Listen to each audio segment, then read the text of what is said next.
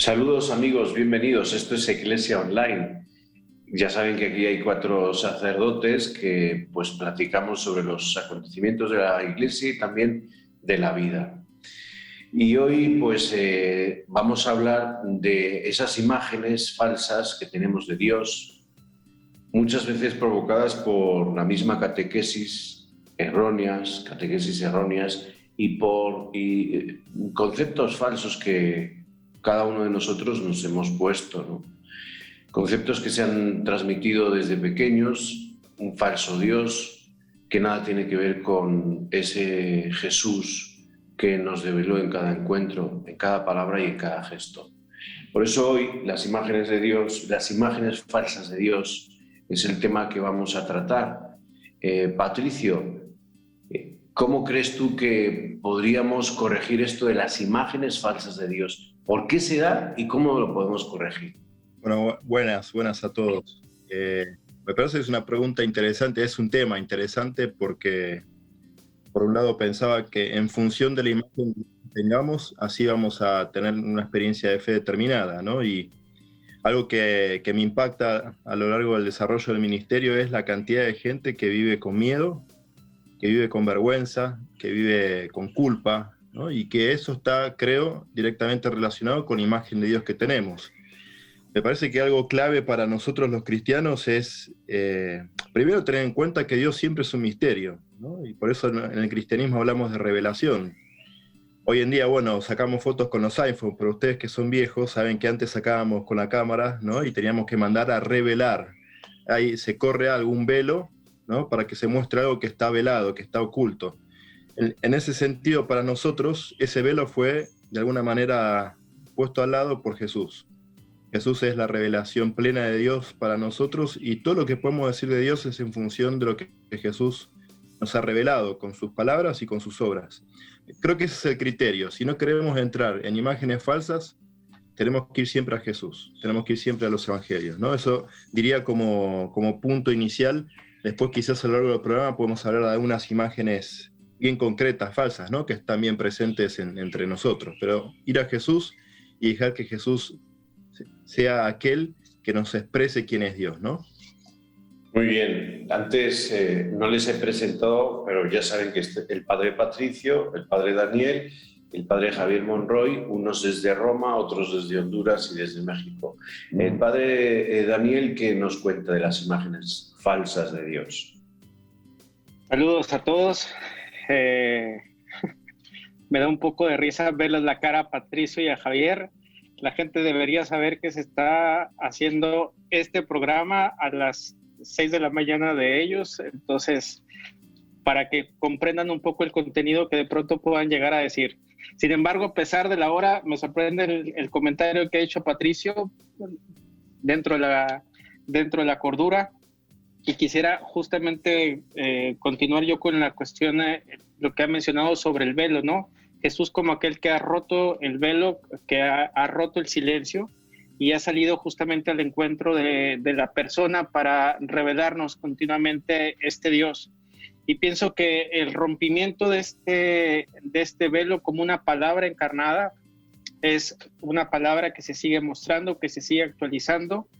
Creo que para cualquier cristiano valdría la pena preguntarnos, dime en qué Dios crees, para confirmar con la práctica cristiana que llevas en el día a día, ¿no? Es decir, cómo la imagen de Dios viene a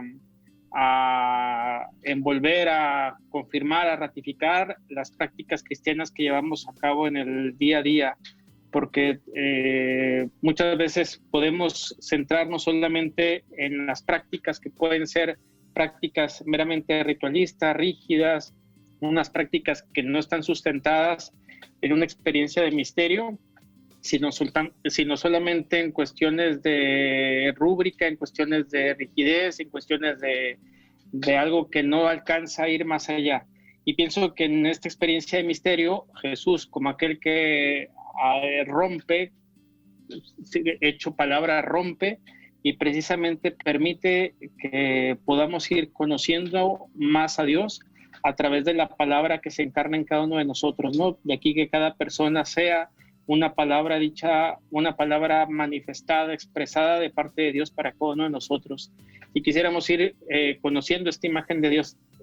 Es aquella imagen de relación también que nosotros tenemos con los hermanos. No podemos hablar de una imagen de Dios si no tomamos en cuenta la imagen del hermano como una manifestación de la imagen misma de Dios.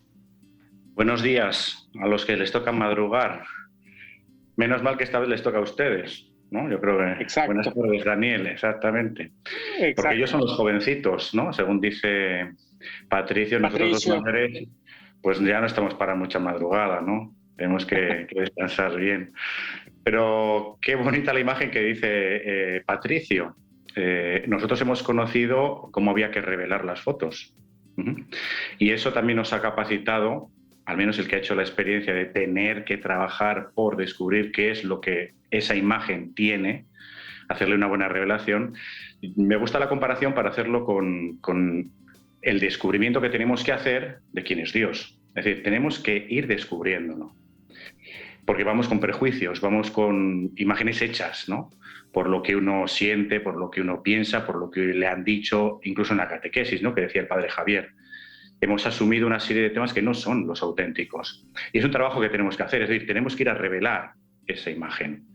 Que claro, como decís muy bien, al final, para saber exactamente cómo es Dios, qué imagen tengo que vivir en mí, tengo que ir a Jesús. Tengo que ir a los evangelios y no suponer las cosas, porque si no, como dice el padre Patricio, miedo, vergüenza, culpa, que no las hemos sanado en nosotros, pues las llevamos a la fe y las llevamos a la relación con Dios y creemos que Dios es muchas cosas que no es.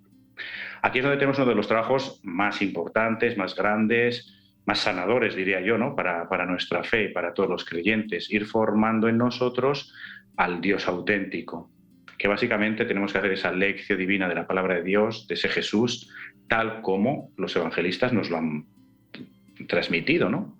Ellos nos transmiten una experiencia de una persona con la que han vivido y ahí ven cómo es Dios. Ahí es donde nosotros también tenemos que ver cómo es Dios, ¿no? Porque si no, eso, las tres palabras que ha dicho me han encantado. Culpa, vergüenza y miedo. Y son precisamente tres cosas que tenemos que ir sanando en nosotros para vivir una vida auténtica, porque la fe auténtica, la imagen vivida de Dios, del Dios auténtico, nos va a ir sanando esas tres palabras, ¿no? Nos va a hacer que lo vivamos muy, muy saludablemente, creo yo.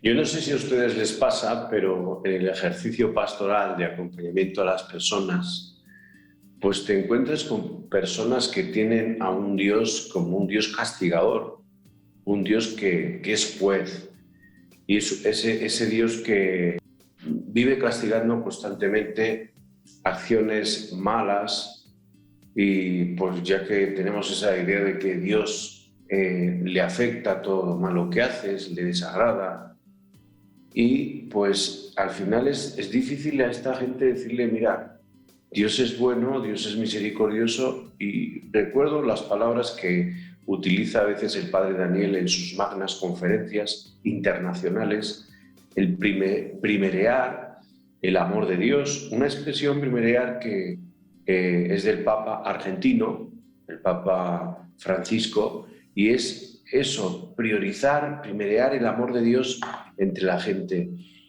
Creo, ojalá que desde este programa pueda llegar porque sabemos que llegamos a varios lugares, diversos países, bueno, pues pueda llegar a los corazones de los que nos oyen, que Dios es misericordia, ¿sí? Y que no está detrás de nosotros como un policía viendo qué haces y qué no haces.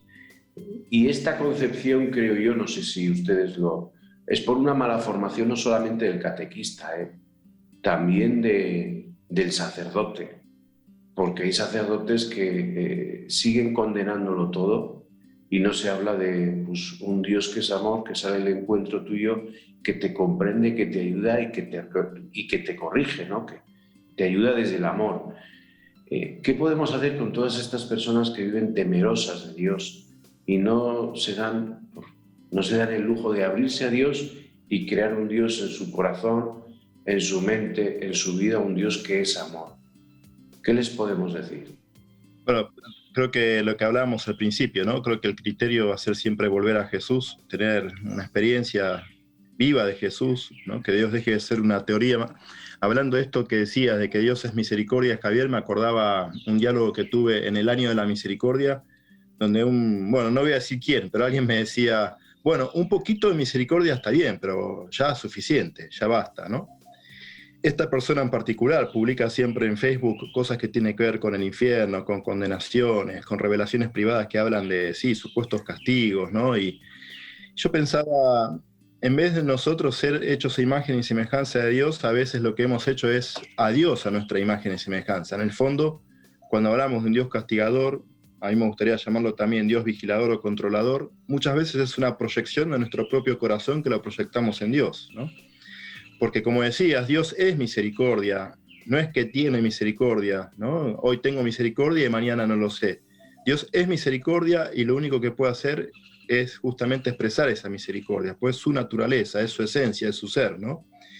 Esta imagen del Dios castigador, Javier, está muy instalada. ¿Cuánta gente cree, y en este contexto de pandemia lo hemos escuchado, ¿no? Hay gente que cree que Dios es una especie de hombre, un viejito con canas y una barba grande que desde el cielo anda levantando el dedo inquisidor y diciendo, hoy voy a mandar una pandemia acá, hoy voy a mandar una enfermedad por allá. ¿Cuánta gente cree que Dios manda enfermedades, por ejemplo? Está muy instalado esto. Mucha gente cree que si uno tiene una enfermedad es porque Dios así lo quiso, o lo permite, o lo quiere. Las pandemias, y podríamos seguir dando ejemplos, ¿no? En el fondo, esos son imágenes de Dios muy falsas.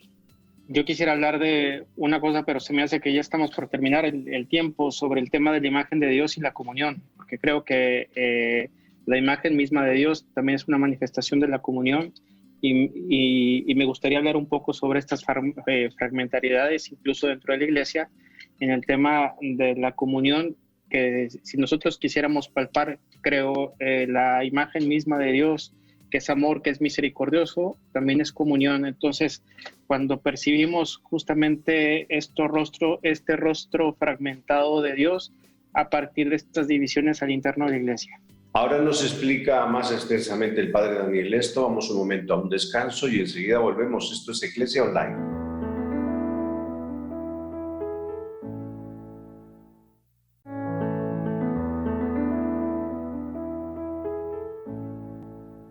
Pues seguimos aquí, esto es Iglesia Online, yo soy Francisco Javier Acero, desde Ciudad de México, el padre Patricio Lynch, desde Honduras, el padre Daniel Portillo, desde Roma, y también el padre Javier Monroy desde Roma, aquí comentando esto de las imágenes falsas de Dios.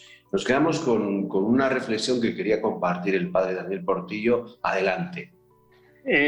Han comentado al principio, antes de irnos a los anuncios, la necesidad de poder, por ejemplo, expresar, manifestar, visualizar la imagen de Dios a partir de este Dios amor, misericordia, y creo que también la necesidad de contemplar este Dios a partir de la unidad, así como en la narración justa de Jesús en diálogo con el Padre para saber que eran uno y para que el mundo los conociera.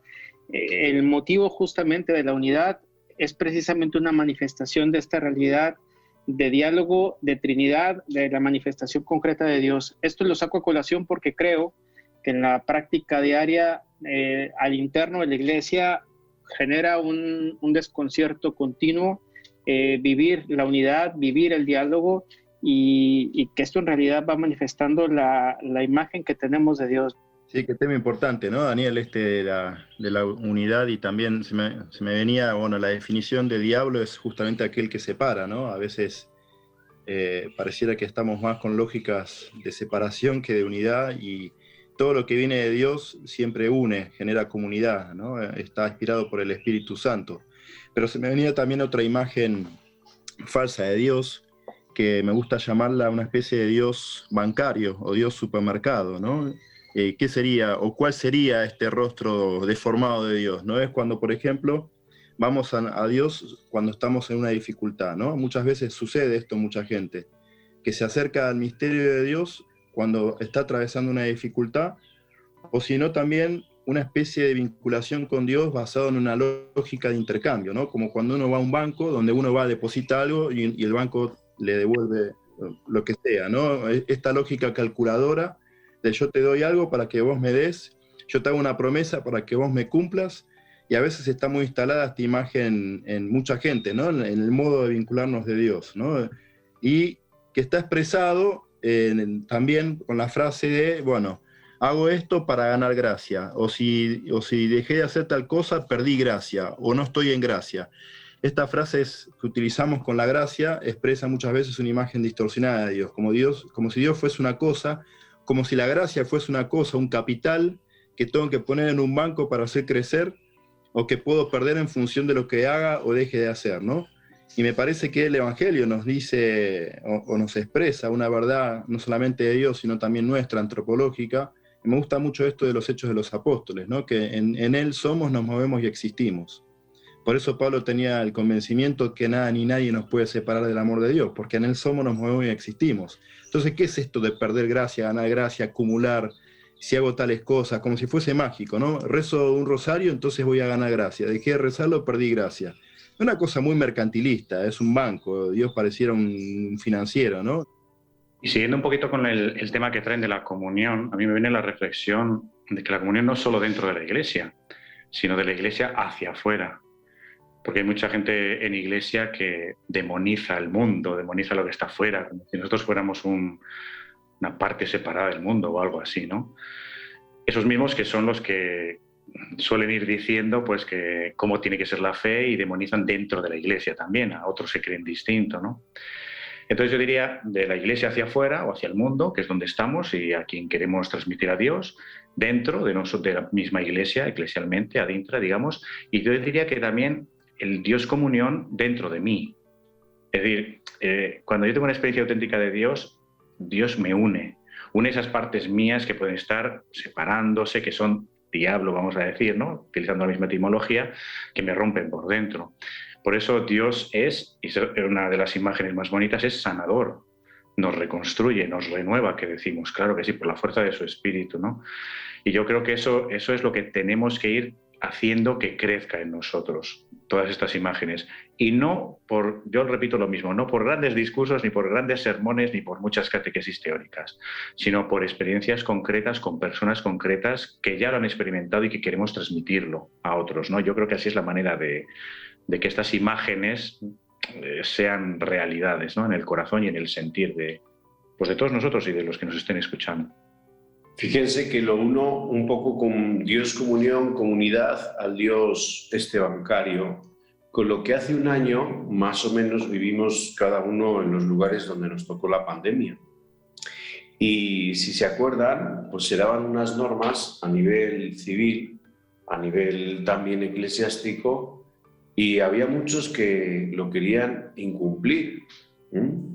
Y lo incumplían porque es que yo necesito de la Eucaristía y necesito ir a misa, sabiendo que esto era un peligro para la salud propia, la salud de la comunidad y un peligro para la salud de la zona donde estoy, ¿no? O sea, religioso y civil.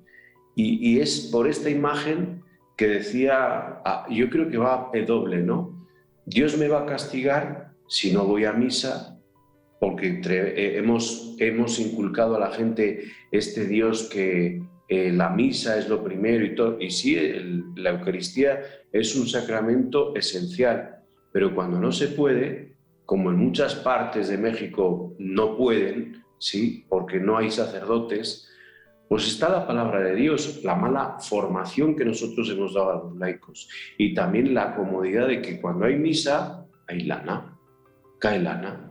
Entonces, es esto del Dios bancario y el Dios comunitario y el crear comunión, que al final nosotros hemos roto por unos intereses, incluso hace un año, arriesgando la salud de nuestros fieles y la salud propia del sacerdote. Y diciendo que ¿por qué cierran la iglesia? Y miren, esto es porque hay unos problemas de salud serios y estamos en un tiempo de pandemia.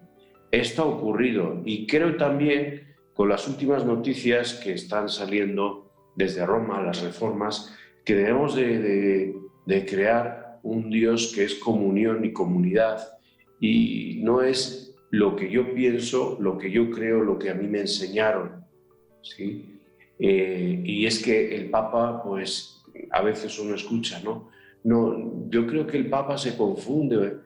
tenemos que estar unidos, tenemos que hacer comunión con el obispo de Roma. Nosotros somos los primeros también, los sacerdotes, que provocamos estas divisiones, y es hora y tiempo de empezar a unirnos y de crear esa imagen falsa de que es que Dios nos está hablando y nos está diciendo que esto va a ser los últimos tiempos, el último día. Me parece a mí que por ahí no hay que...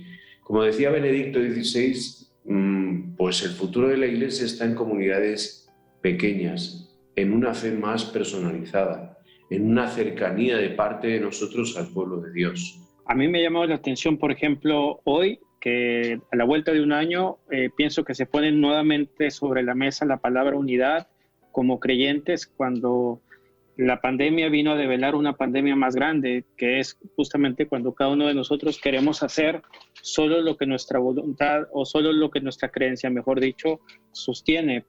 Y me refiero a la pandemia de personas hoy que se evidencian que se resisten a vacunarse, por ejemplo. Es decir, toda una resistencia de una población que aparentemente es sustentada, por ejemplo, con pseudo apariciones de la Virgen, que ha revelado que no se deben vacunar, con mensajes donde se dice que las vacunas son hechas con fetos de niños, que por lo tanto no éticamente, moralmente no debemos vacunarnos, que la vacuna es una manifestación del anticristo.